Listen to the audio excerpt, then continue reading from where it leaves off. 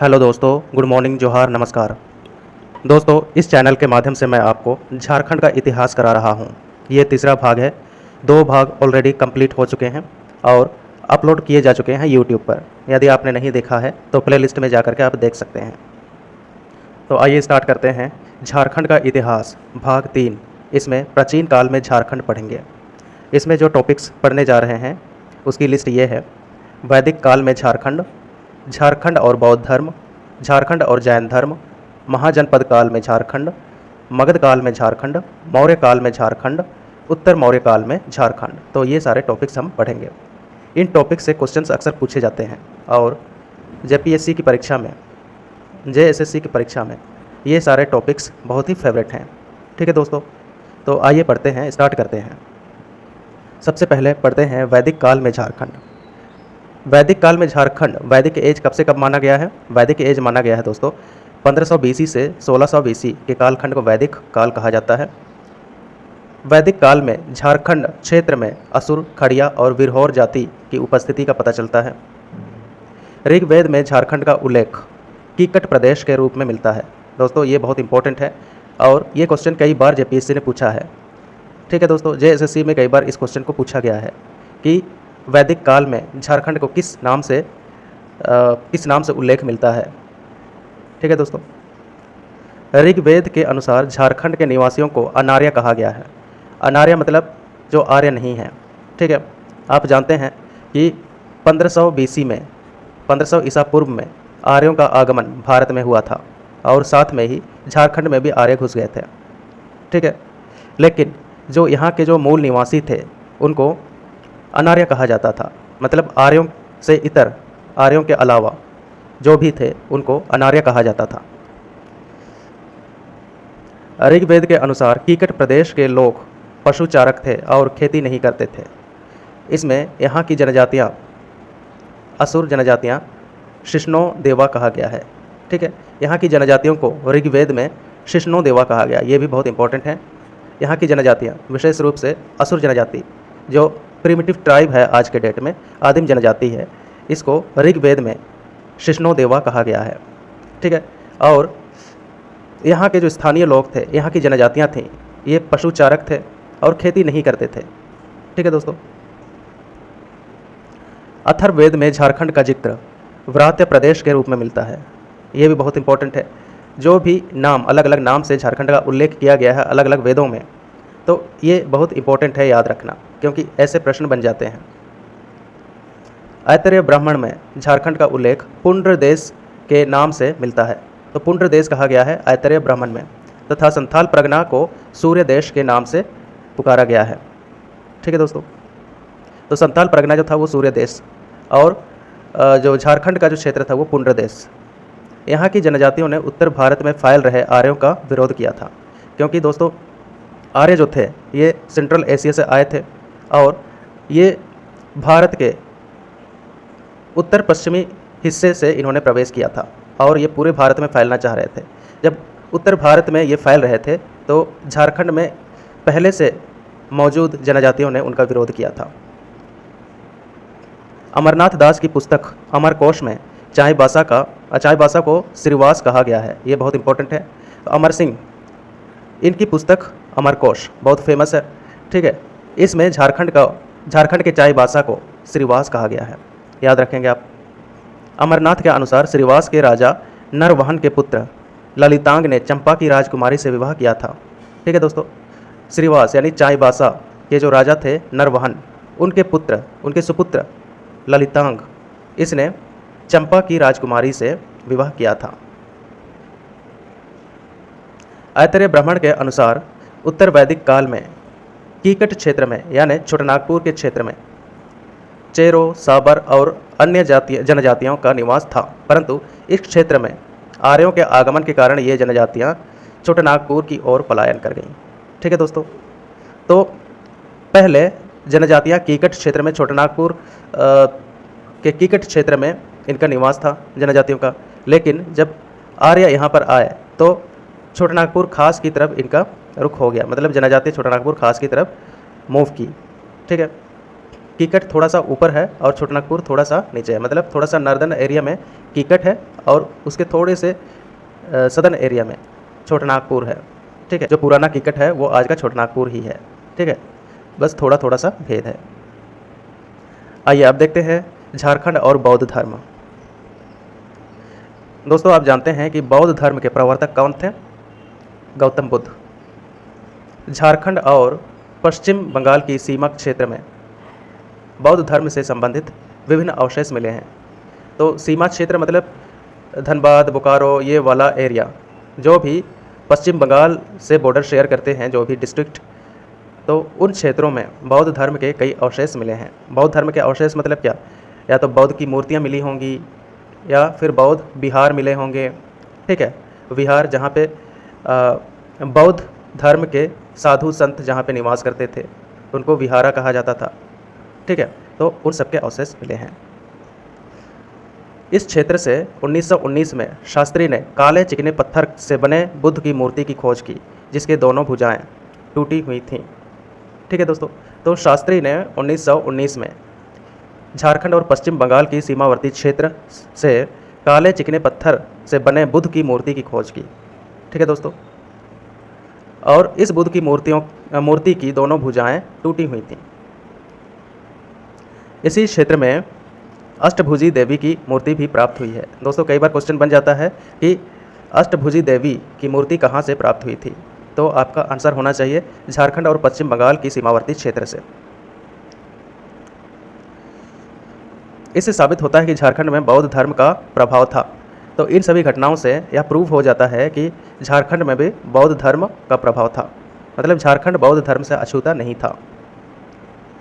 Doctor विरातोत्तम ने अपनी पुस्तक झारखंड हिस्ट्री एंड कल्चर में झारखंड को बुद्ध का जन्म स्थल बताया है। ठीक है, डॉक्टर विरातोत्तम, तो इसने तो एक स्टेप आगे बढ़ते हुए झारखंड को बुद्ध का जन्म स्थल बता दिया। ठीक है, और इनकी पुस्तक का नाम है झारखंड हिस्ट्री एंड कल्चर। दोस्तों, ये भी काफ़ी इंपॉर्टेंट है, कई बार क्वेश्चन पूछ लिया जाता है। राइटर और उनके बुक का नाम भी पूछा जाता है। तो डॉक्टर विरातोत्तम, इनकी पुस्तक है झारखंड हिस्ट्री एंड कल्चर। और ये भी पूछा जाता है कई बार कि किसने झारखंड को बुद्ध का जन्म स्थल बताया? तो आपका आंसर होना चाहिए डॉक्टर विरातोत्तम ने।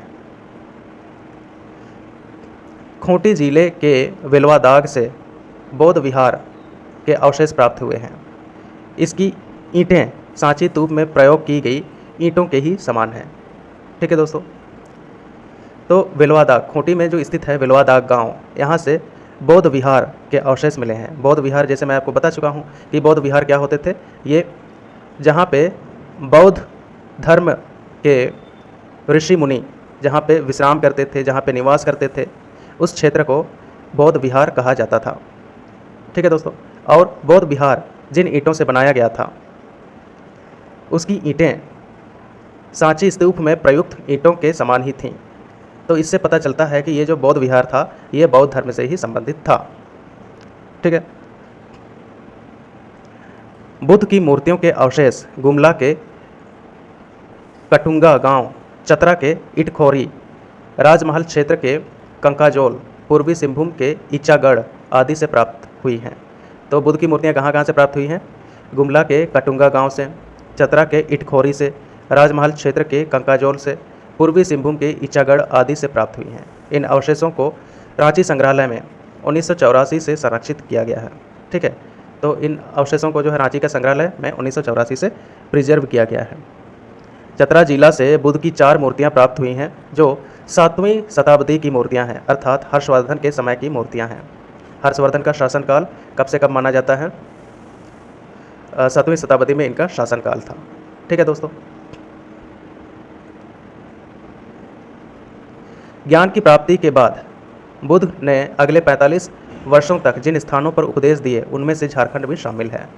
तो ज्ञान की जब प्राप्ति हो गई गौतम बुद्ध को, तो उसने अगले 45 सालों तक सिर्फ उपदेश दिए अपने अनुयायियों को, अपने फॉलोअर्स को इन्होंने अलग अलग स्थानों पर उपदेश दिए। तो उन स्थानों में झारखंड भी शामिल है, मतलब गौतम बुद्ध ने झारखंड में भी अपने अनुयायियों को उपदेश दिया। रांची एवं इसके आसपास के क्षेत्र से कुषाण वंश के शासक कनिष्क के समय के सिक्के भी प्राप्त हुए हैं। तो रांची के आसपास के क्षेत्र में कुषाण वंश के शासक कनिष्क के भी समय के सिक्के प्राप्त होते हैं। कुषाण आप जानते हैं कि गोल्डन कॉइन्स के लिए जाना जाता है, सोने के सिक्कों के लिए जाना जाता है। ये ऐसा वंश था जिसने अपने समय में सबसे ज़्यादा सोने के सिक्के जारी किए थे। ठीक है दोस्तों, और सबसे जो फेमस रूलर था, सबसे जो फेमस शासक था कुषाण वंश का, वो था कनिष्क। और कनिष्क को इसलिए भी जाना जाता है, इसलिए भी फेमस था क्योंकि इसने बौद्ध धर्म को संरक्षित किया था। मतलब बौद्ध धर्म का ये पैटर्न था। ठीक है दोस्तों, कनिष्क का शासन बिहार और झारखंड वाले क्षेत्र पर भी था। तो कनिष्क का जो कुषाण वंश था ये काफ़ी बहुत बड़े एरिया में फैला हुआ था। ठीक है, ये पश्चिम में ओक्सस नदी से पूरब में बंगाल तक फैला हुआ था। ठीक है दोस्तों, तो ये काफ़ी बड़े एरिया में फैला हुआ था जिसमें झारखंड भी शामिल था। हर्षवर्धन ये भी बौद्ध धर्म के बहुत बड़े संरक्षक थे, तो बहुत बड़े पैटर्न थे। इसने भी बौद्ध धर्म को बहुत बढ़ाने में अहम भूमिका निभाई। पाल वंश के समय, हर्षवर्धन और पाल वंश के समय, पाल वंश कहाँ पे था? ये बंगाल के एरिया में था। ये समय बौद्ध धर्म का प्रभाव झारखंड क्षेत्र पर भी पड़ा।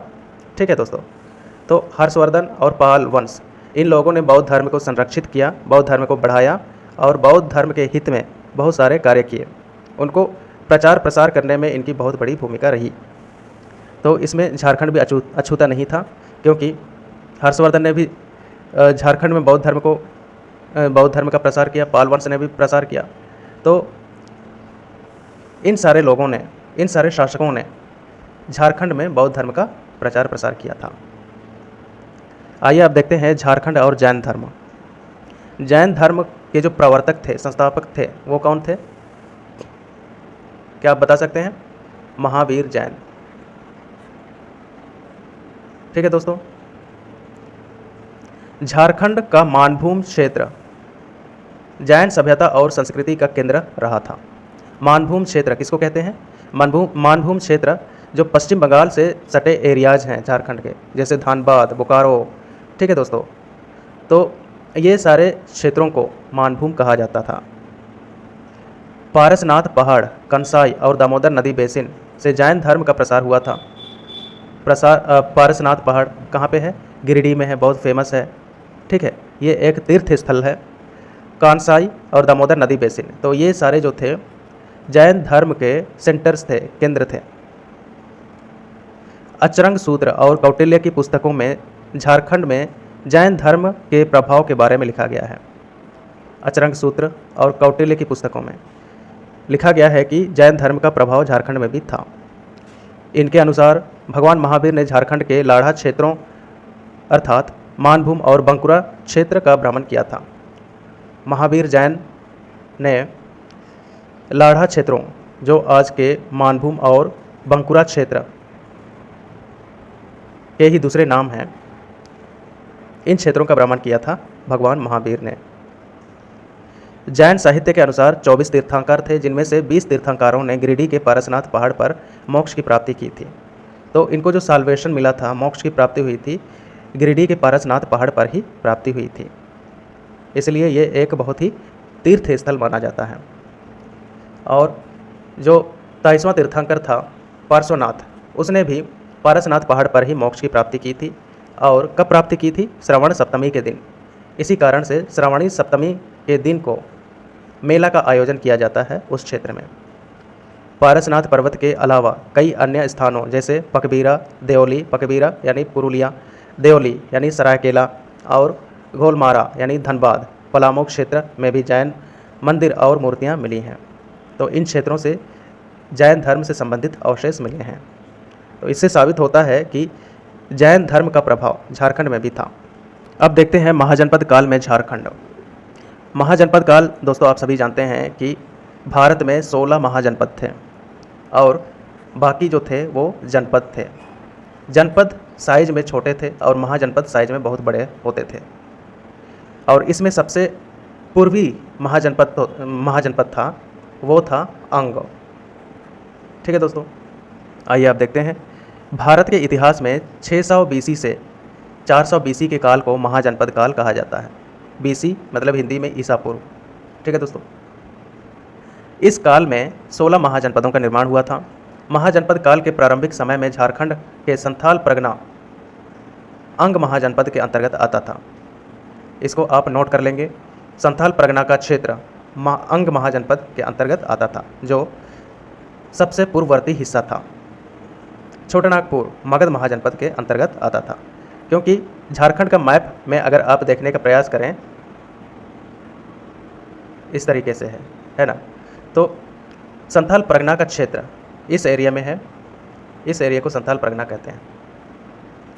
ये आपका अंग महाजनपद के अंतर्गत आता था, और बाकी क्षेत्र छोटानागपुर का क्षेत्र ये आता था मगध महाजनपद के अंतर्गत।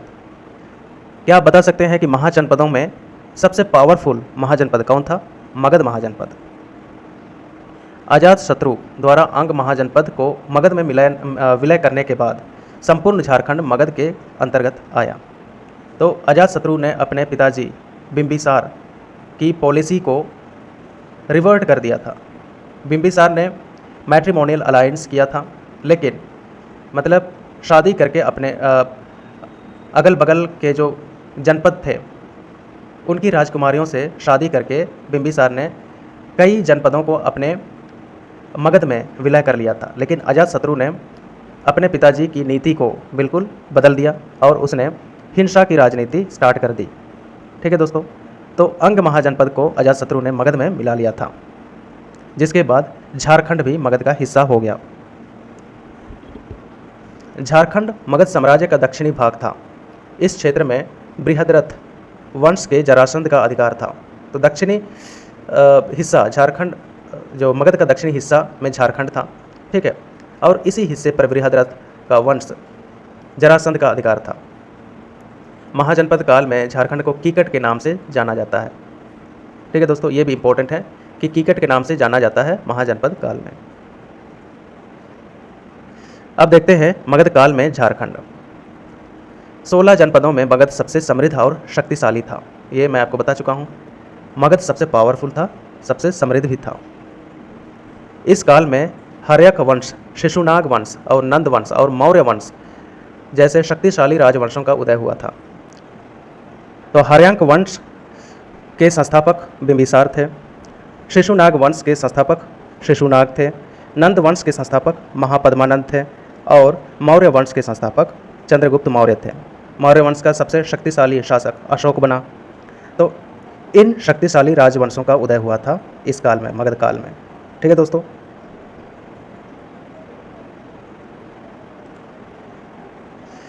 हर्यक वंश में अजातशत्रु के शासनकाल में जनजातियों के बीच बौद्ध धर्म का प्रचार किया गया। ठीक है, अजातशत्रु के काल में झारखंड क्षेत्र में बौद्ध धर्म का प्रचार किया गया था। इस काल में भी छोटानागपुर को कीकट कहा जाता था। ठीक है, तो ये आप मान के चलिए कि वैदिक एज में भी कीकट कहा गया है, फिर मौर्य काल में भी कीकट कहा गया है, मगध काल में भी कीकट कहा गया है। हालांकि मगध का ही पार्ट था मौर्य। मगध के ही बाद मौर्य काल का उत्थान हुआ था। छोटानागपुर मगध का ही हिस्सा था। यहाँ उपलब्ध लोहे से मगध सेना द्वारा प्रयुक्त हथियार बनाए जाते थे। मगध की सेना बहुत बड़ी सेना थी। ठीक है दोस्तों, तो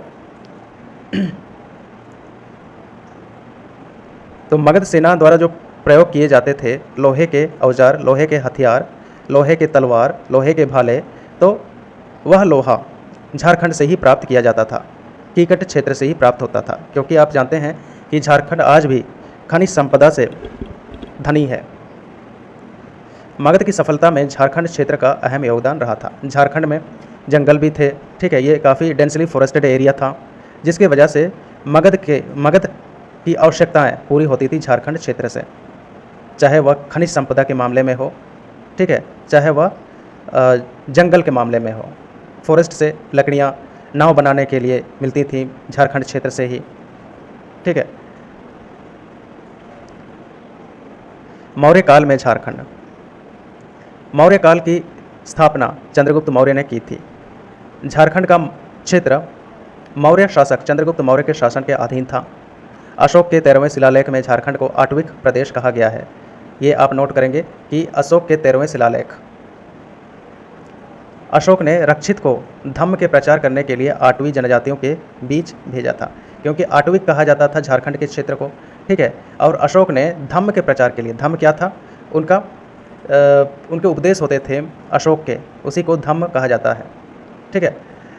कलिंगा युद्ध के बाद, कलिंग को पराजित करने के बाद अशोक का हृदय पीड़ा से भर गया था, क्योंकि कलिंग की युद्ध में काफ़ी विनाश हो गया था कलिंग का, और कलिंग की महिलाएं, बच्चे, बूढ़े, बुजुर्ग, बहुत सारे लोग इस युद्ध में मारे गए थे। तो उससे अशोक का हृदय तिलमिला उठा था और अशोक काफ़ी बेचैन हो गया था। इसके बाद उसने हिंसा की राजनीति बिल्कुल छोड़ दी और बौद्ध धर्म को अपना लिया, जिसके बाद उसने धम्म का प्रचार स्टार्ट कर दिया। धम्म में बेसिकली यही था कि अशोक ने अहिंसा की राजनीति करना स्टार्ट कर दी थी, ठीक है दोस्तों। तो धम्म में उसने कहा था कि हिंसा नहीं करना है, मनुष्य चाहे दूसरे जीव भी हों उनकी हत्या नहीं करनी है। तो यही सब बेसिकली धम्म में था। तो रक्षित को भेजा था छोटानागपुर एरिया में जनजातियों के बीच में धम्म का प्रचार करने के लिए। कौटिल्य ने अपने अर्थशास्त्र में झारखंड को कुकुर देश कहा है। ये भी बहुत इंपॉर्टेंट है, काफ़ी बार क्वेश्चन में पूछा गया है, ठीक है, कि कौटिल्य ने अर्थशास्त्र लिखा था और उनकी पुस्तक अर्थशास्त्र में झारखंड राज्य को कुकुर देश कहा गया है। अर्थशास्त्र के अनुसार मौर्य साम्राज्य और दक्षिण भारत को जोड़ने वाला व्यापार मार्ग झारखंड क्षेत्र से गुजरता था, ठीक है। तो मौर्य काल में मौर्य साम्राज्य और दक्षिण भारत के बीच ट्रेड चलता था, व्यापार चलता था, और इस व्यापार मार्ग यानी ट्रेड रूट में झारखंड भी आता था। अर्थशास्त्र के अनुसार झारखंड के इंद्रवाखा नदी में हीरे मिलते थे। तो इंद्रवाखा नदी आज शंख नदी से जाना जाता है और ये फेमस था हीरों के लिए। आज भी शंख नदी से हीरे ही मिलते हैं, हीरे मिलते हैं, मतलब वहाँ पे लोग दिन भर ढूंढते रहते हैं और उसमें हीरे मिलते हैं, उनकी इकोनॉमिक लाइफ उससे चलती है। तो शंख को ही इंद्रवाखा नदी कहा गया है। उत्तर मौर्य काल में झारखंड, समुद्रगुप्त के दरबारी कवि हरिसेन, इसकी पुस्तक प्रयाग प्रशस्ति में झारखंड को मुरुंड देश कहा गया है। तो हरिसेन की पुस्तक प्रयाग प्रशस्ति में झारखंड को मुरुंड देश कहा गया है। गुप्त वंश के बाद बंगाल के शासक शशांक ने हिंदूवादी नीति अपनाई और झारखंड के कई स्थानों जैसे दुलमी, तेलकुपी, पकबीरा आदि में शिव मंदिर बनवाए, ठीक है। तो शशांक के समय में झारखंड में बौद्ध धर्म का प्रचार थोड़ा मंद पड़ गया और इसने हिंदू धर्म को ज़्यादा तवज्जो दिया, हिंदू धर्म का प्रचार प्रसार किया, और इसलिए झारखंड के कई स्थानों जैसे दुलमी, तेलकुपी, पकबीरा, इन सभी स्थानों पर शिव मंदिर बनवाए। समुद्रगुप्त और शशांक के अलावा झारखंड क्षेत्र पर गुर्जर, प्रतिहर, राष्ट्रकूट, पाल आदि वंशों ने आक्रमण किया। तो समुद्रगुप्त और शशांक के अलावा अन्य कई राजवंश भी यहाँ आए, अन्य कई राजवंशों के शासक भी आए और उन्होंने आक्रमण किया। तो ये था प्राचीन झारखंड का इतिहास। आई होप आपके लिए काफ़ी सहायक साबित होगा। इसका आप चाहें तो नोट भी बना सकते हैं, ठीक है दोस्तों।